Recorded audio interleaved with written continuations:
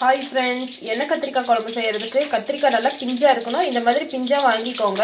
இது நல்லா வாஷ் பண்ணிவிட்டு எக்ஸ் மாதிரி கட் பண்ணிக்கோங்க உள்ள. இப்போ இது எண்ணெயில் சேர்த்து வதக்கிக்கலாம். இப்போ இது நல்லா தோல் சுருங்கி வர வரைக்கும் வதக்கிக்கோங்க.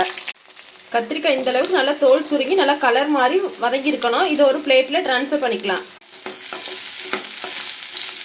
குழம்பு செய்கிறதுக்கு மசாலா வறுத்து அரைக்கணும். அதுக்கு ஒரு கடாயில் 2 டேபிள் ஸ்பூன் ஆயில், 20 சின்ன வெங்காயம், ஒரு துண்டு இஞ்சி, 4 பல் பூண்டு.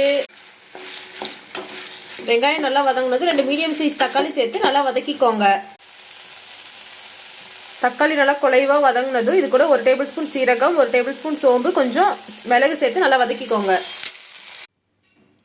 காரத்துக்கு தேவையான அளவு வரமிளகாய் தூள், கொஞ்சம் மல்லித்தூள், மஞ்சள் சேர்த்து நல்லா எண்ணெயிலே வதக்கிக்கோங்க. ஸ்டவ் ஆஃப் பண்ணிட்டு இதில் 2 டேபிள் ஸ்பூன் தேங்காய் சேர்த்து நல்லா மிக்ஸ் பண்ணிக்கோங்க. இது ஆறட்டும், அப்புறம் மிக்ஸி ஜாரில் சேர்த்து அரைச்சிக்கலாம். இப்போ ஆறிடுச்சு. இதை மிக்ஸி ஜாரில் சேர்த்து நல்லா ஃபைன் பேஸ்ட்டாக அரைச்சிட்டு வாங்க. இப்போ ஒரு கடாயில் 2 டேபிள் ஸ்பூன் நல்லெண்ணெய், கொஞ்சம் கடுகு, வெந்தயம். கடுகு வெடிச்சோடனே 100 கிராம் சின்ன வெங்காயம், வரமிளகாய், கருவேப்பிலை. வெங்காயம் நல்லா வதங்கினதும் அரைச்ச மசாலா பேஸ்ட்டை சேர்த்து நல்லா எண்ணெயிலே வதக்கிக்கோங்க. அளவு உப்பு சேர்த்து நல்லா பச்சை வாசம் போற வரைக்கும் கொதிக்க விடுங்க. கொஞ்சமா தண்ணி சேர்த்துக்கோங்க. கொஞ்சமா புளி தண்ணி சேர்த்துக்கோங்க.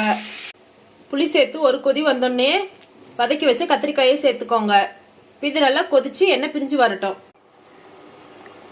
குழம்பு நல்லா கொதிச்சு எண்ணெய் பிரிஞ்சு வர ஆரம்பிச்சிருச்சு. ஃபைனலா கொஞ்சமா மல்லி இலை தூவி இறக்கிக்கோங்க. அருமையான எண்ணெய் கத்திரிக்காய் குழம்பு ரெடி.